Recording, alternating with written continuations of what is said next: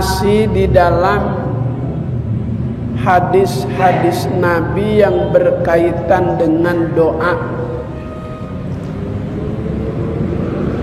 Allahumma inni a'udzubika ya Allah, aku berlindung kepadamu.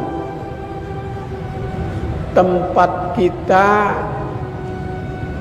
perlindungan yang kokoh, yang kuat.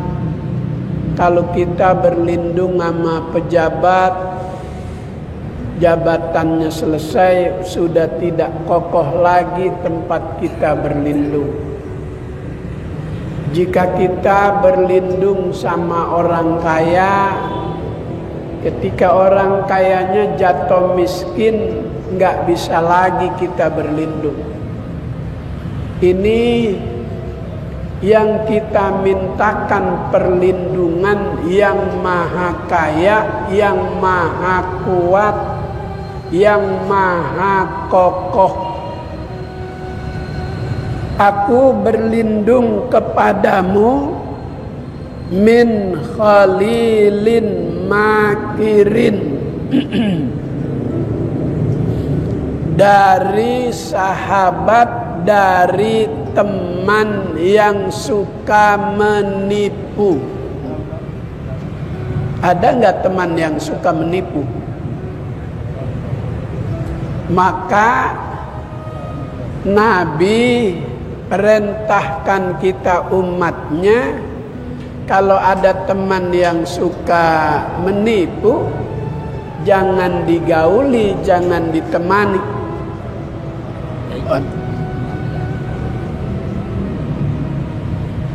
Karena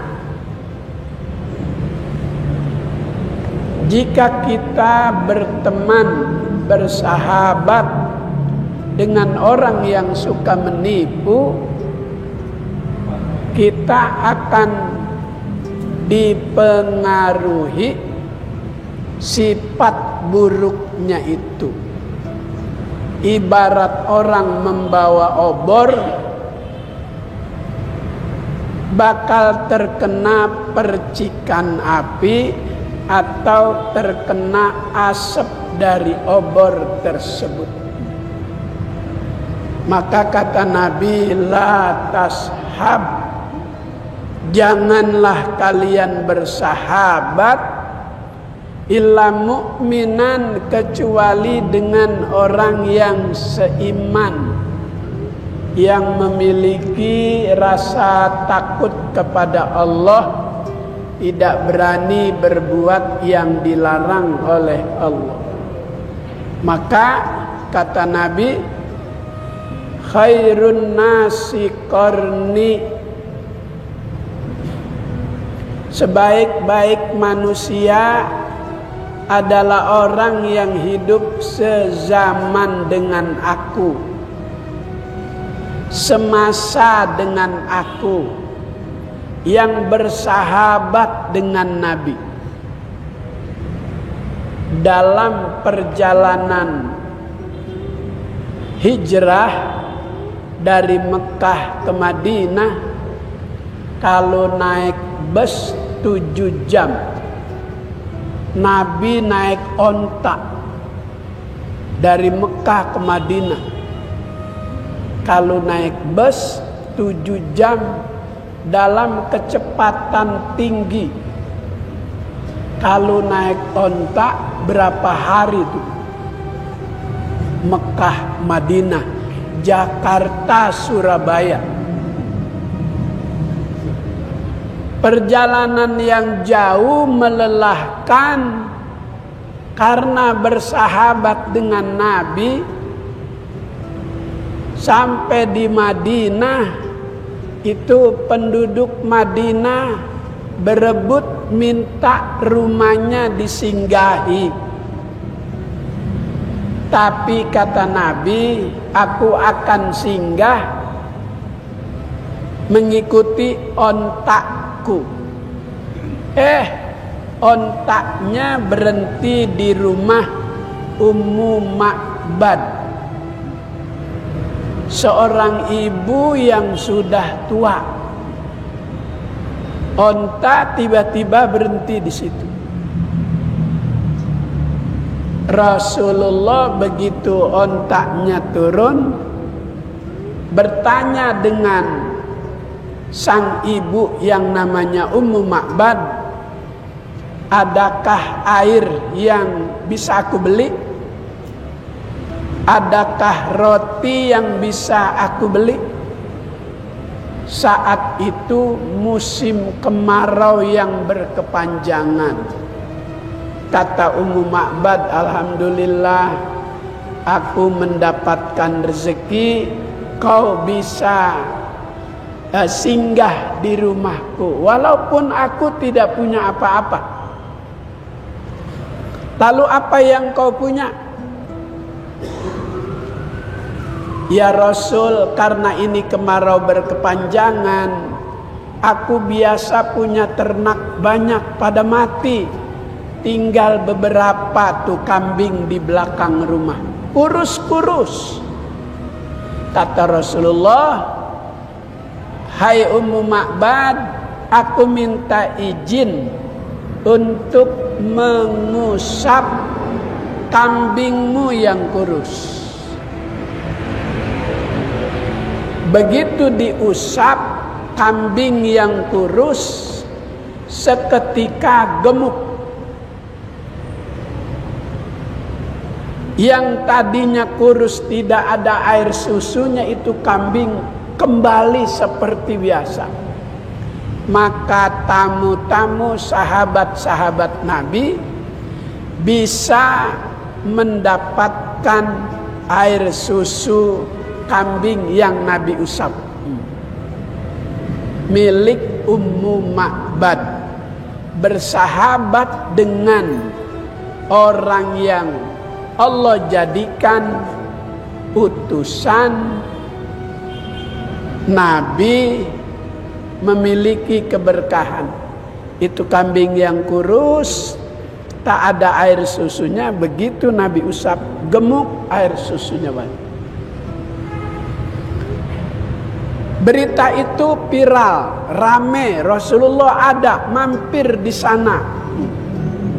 Akhirnya semua penduduk Madinah berlomba untuk bisa rumahnya disinggahi Nabi.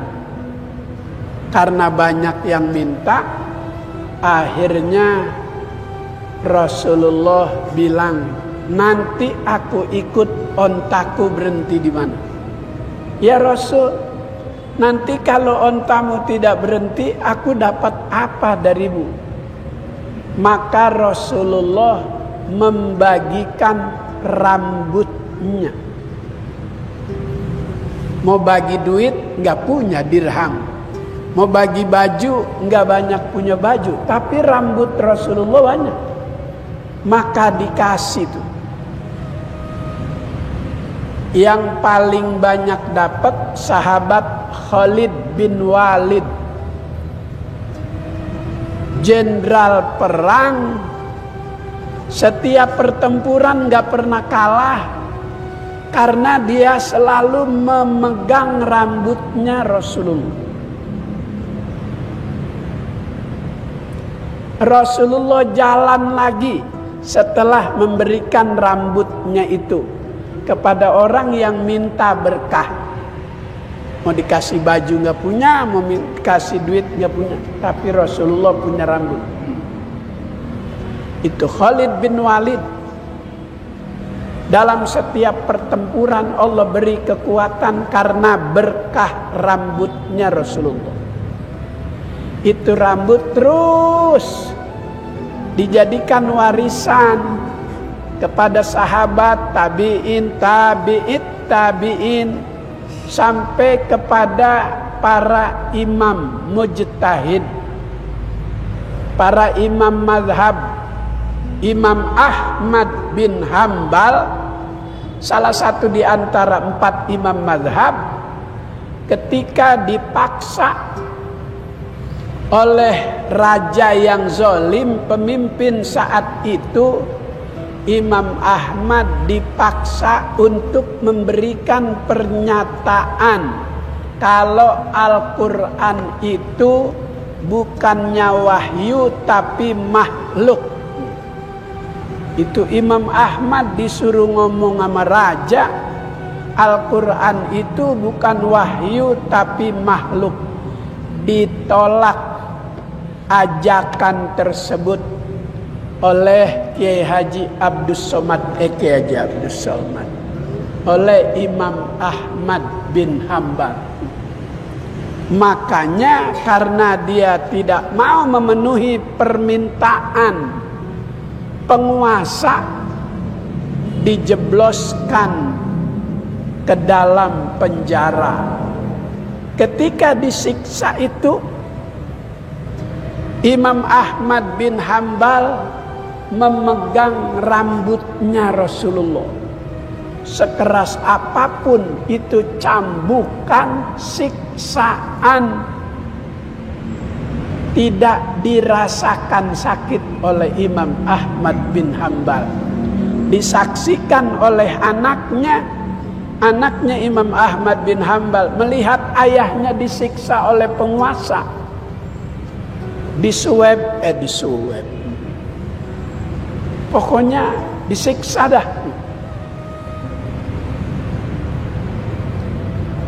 Semakin keras siksaannya, semakin kencang kepalan tangannya, di dalam ada rambut Rasulullah. Akhirnya selesai penyiksaan, itu petugas bingung, ini ulama kok disiksa kagak mati-mati, udah diapain aja selamat terus, diracunin selamat juga. Anaknya tanya, ayah, apa yang kau pegang saat kau disiksa oleh petugas penjara? Kata Imam Ahmad, aku memegang warisan dari leluhur, ini rambutnya Rasulullah. Maka sekarang masih ada tuh di Depok, ada museum. Kalau kita datang ke sana, kita bisa melihat rambutnya Rasulullah, piring yang digunakan makan oleh Rasulullah, sendal, tombak, dan yang lain-lain. Ada di Depok museum, tempat penyimpanan peninggalan barang berharga milik Nabi kita Muhammad sallallahu alaihi wasallam. Pak Ustadz, bagaimana itu hukumnya? Tidak mengkultuskan? Enggak. Itu adalah keberkahan yang dimiliki oleh Rasulullah. Ontaknya jalan lagi ke rumah seorang warga, minta disinggahi rumahnya. Karena kemarau yang berkepanjangan, itu rumah warga nggak punya air. Akhirnya sumurnya diginin oleh Rasulullah. Begitu diludahi, itu sumur penuh dengan air.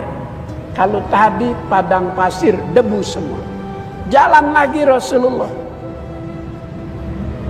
Sampai lagi di rumah warga, bilang Rasulullah, alhamdulillah kedatanganmu ke Madinah membawa berkah. Tadi sumurku kering, sekarang melimpah itu air. Tapi kok asin? Kata Rasulullah, mungkin dekat laut. Kata pemilik sumur, enggak ya Rasul, biasanya enggak asin. Baik, akan aku pegang air sumur tersebut. Begitu dipegang, asinnya hilang. Dapat berkah, dapat berkah, dapat berkah. Maka orang yang bersahabat dengan orang yang bisa memberikan manfaat berkah, dia akan mendapatkan keuntungan seperti sahabat-sahabat yang bersahabat dengan Nabi. Seperti orang Madinah yang bersahabat dengan Nabi. Ada lagi namanya Ummu Sulaim. Rumahnya disinggahi oleh Rasulullah. Anaknya banyak. Ummu Sulaim. Anaknya 16. Banyak apa sedikit Ustaz? Enggak pakai minum jamu Madura, enggak. Kata Rasulullah, "Hai Ummu Sulaim, apa yang kau inginkan dari aku singgah di rumahmu?" "Tidak ada yang aku inginkan ya Rasul. Aku ingin cuma agar anak-anakku nanti, generasiku nanti menjadi orang yang punya keberkahan." Maka itu Ummu Sulaim yang anaknya kecil-kecil didoakan Rasulullah. Begitu dewasa itu Ummu Sulaim, keturunan-keturunannya, anak cucunya semua menjadi orang-orang soleh. Iltamisul barokah min zawil barokah. Cari keberkahan sama orang yang punya berkah. Pengen jadi orang kaya, deketin yang maha kaya. Bukan pengen kaya ke dukun, dukunnya miskin, tinggalnya di pinggir kali, rumahnya miara anjing. Lah, katanya orang kalau dari situ bisa kaya. Kalau emang bisa kaya, dukunnya dulu kaya, di dukunnya miskin. Maka yang diajarkan oleh Nabi, Allahumma inni a'udzubika min khalilin makirin. Aku berlindung kepadamu ya Allah dari seorang teman yang suka menipu. Ainahu taryani, itu teman yang suka menipu, matanya sih memang suka memandang kita. Wa qalbuhu yar'ani, tetapi hatinya itu beda sama pandangannya. Menggunting dalam lipatan. Di depan manis, di belakang pahit. Itu ciri sahabat yang munafik, yang suka berbuat jahat kepada kita. In ra'a hasanatan dafanaha, apabila dia melihat kebaikan dia sembunyiin. Wa in ra'a sayyi'atan adza'aha, tapi apabila ia melihat kejelekan dia sebarkan, dia ceritakan, dia viralkan. Maka Allah sudah berpesan, kalau kita suka berzikir, bersahabat, bergaul sama yang suka zikir juga. Kata Allah, wala tuti man aghfalna qalbahu an dzikrina wa taba'a hawa. Wala tuti man aghfalna qalbahu an dzikrina, jangan kau temani, jangan kau jadikan sahabat orang yang hatinya itu lalai dari zikir, dari ingat kepada Allah. Zikir terbagi 3.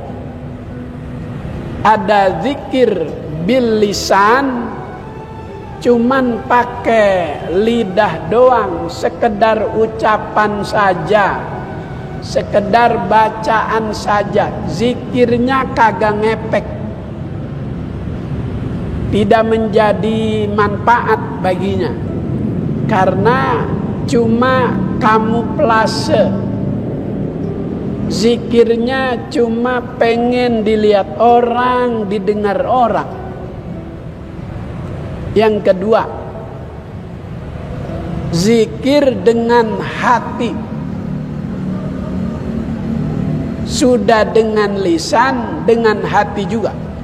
Yang ketiga, bil lisan, bil qalbi, bil jawarihi.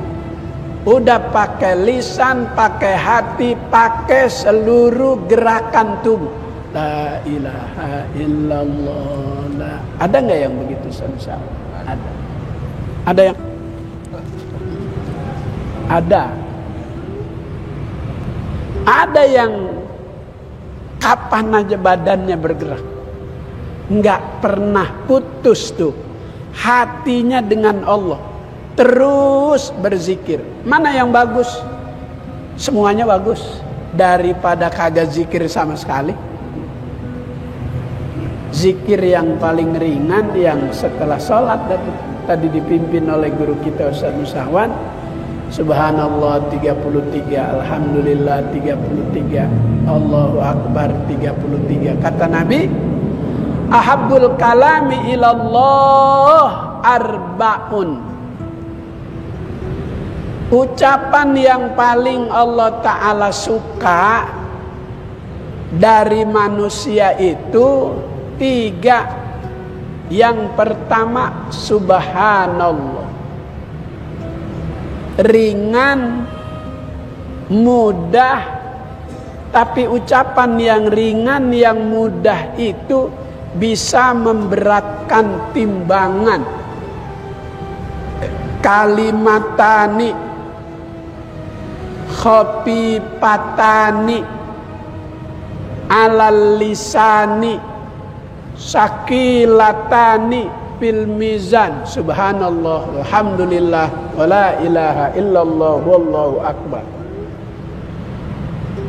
2 ucapan yang paling mudah, paling gampang, paling ringan, tapi itu yang ringan, yang mudah, yang gampang bakal menambah berat timbangan kebaikan.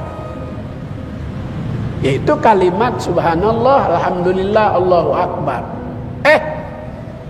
Ada orang begitu ditimbang amal solehnya, amal baiknya, antara kebaikan dan keburukan 50-50. Apa hari 50-50? 50-50. Ke Madura kagak, ke Surabaya kagak. 50-50. Dari mana tuh tambahannya supaya kebaikan lebih berat?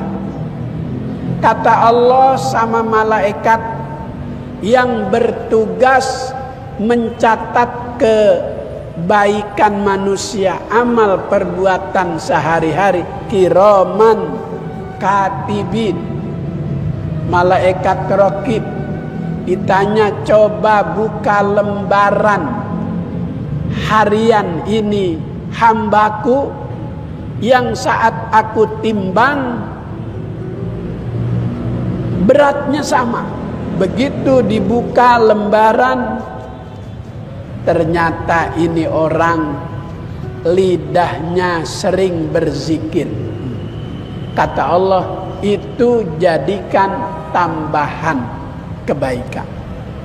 Maka kata Allah, lilladzina ahsanul husna wa ziyadah. Lilladzina, bagi orang-orang, ahsanu, yang berbuat baik. Begitu ditimbang masih sama beratnya, wa ziyadah, maka tambahin dari simpenan amal perbuatan harian. Maka kalau pengen banyak simpenan kebaikan, bergaul dengan orang baik. Kita sering ikuti kajian hadis dan kita sering dengar ada seorang yang bernama Wahab bin Munabbah. Kata beliau, qara'tu fi ba'dil kutubil munazzalah. Wahab bin Munabbah berkata, aku telah membaca di sebagian kitab-kitab yang Allah Ta'ala turunkan. Nada munadin fi kulli sobahin wa masain minas sama'ir rabi'ah. Kata Wahab bin Munabbah, aku membaca di dalam sebagian kitab-kitab suci yang Allah Ta'ala turunkan, bahwa setiap hari mulai pagi sore dari langit yang keempat ada panggilan. Apa tuh panggilan dari langit yang keempat? Satu, abna arba'in, hai orang yang umurnya 40. Wan berapa wan? 38. Belum 40. Belum 40. Dari langit yang keempat ada panggilan abna arba'in, antum zar'un qaddana hasad. Hai orang yang usianya 40, engkau ibarat pohonan, ibarat tanaman, udah siap panen. Seharusnya segala sesuatu dari usia 40 itu bermanfaat untuk orang banyak, bermanfaat juga untuk diri sendiri. Ibarat pohon udah siap panen, udah siap dipetik, bermanfaat untuk dijadikan kebutuhan dalam kehidupan. Kenapa? Sebab umur 40 itu merupakan barometer. Nabi diangkat oleh Allah di usia 40. Manusia di usia 40 itu tengah-tengah kepalanya itu dipegang oleh kekuatan tangan setan. Kalau pas 40 rajin sholat berjamaah, bagus. Kalau pas usia 40 rajin hadir di pengajian, bagus. Tapi kalau usia 40 udah maghrib masih di empang mancing, nah itu yang bahaya. Itu yang bahaya. Di usia 40 maghrib dipegang setan, malah lagi mancing. Tapi di sini nggak ada yang suka mancing. Orang lagi ngaji masa mancing. Panggilan yang kedua dari langit yang keempat, abna khamsin, hai orang yang usianya 50. Man, udah 50 man? Pas, alhamdulillah. Kelihatannya masih 40 man. Dari langit yang keempat ada panggilan abna khamsin, hai orang yang usianya 50. Ma qaddamtum wa ma akhartum. Amal apa yang sudah kau persiapkan? Orang mau pergi umroh perbekalan yang dibawa itu sebatas hari perjalanan ibadah umrah. Orang pergi haji itu membawa perbekalan sebatas hari yang akan ia isi beribadah. Kalau reguler 41 hari, dia bawa bekal sebatas usia itu, sebatas perjalanan ibadah haji. Bawa obat-obat, takut dalam perjalanan itu sakit. Dia bawa bekal yang banyak, takut kekurangan bekal. Kalau di dunia kekurangan bekal bisa minjem, tidak punya obat bisa minta dengan yang lain. Tapi kalau perjalanan menuju Allah, kekurangan bekal, mau minta sama siapa? Maka dari langit yang keempat ada suara, maqaddamtum, amal apa yang sudah kau persiapkan. Kalau di dunia kehabisan bisa minta tolong kepada sesama manusia, tapi kalau di sana nanti nafsi nafsi, masing-masing sibuk dengan urusan sendiri-sendiri.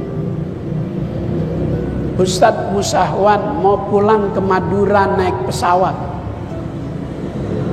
Karena 3 tahun gak pulang, itu koper besar, isinya udah macam-macam. Gak mungkin tas yang besar itu dibawa ke dalam pesawat. Dia bakal dimasukkan ke dalam bagasi. Nanti sampai di tempat tujuan di bandara Surabaya, itu tas koper Ustadz Musahwan bakal keluar dari bagasi, bakal dijumpai, bakal dia bawa, ketemu dengan keluarga. Begitu manusia, amal yang sudah dia lakukan nih disimpan oleh Allah. Nanti kalau udah sampai di akhirat, bakal ketemu itu amal kita, bekal kita. Al-yauma tujzauna bima kuntum ta'malun. Pada hari itu simpenan amal yang Allah Ta'ala balas akan diberi kepada pemilik-pemilik. Panggilan yang ketiga dari langit yang keempat,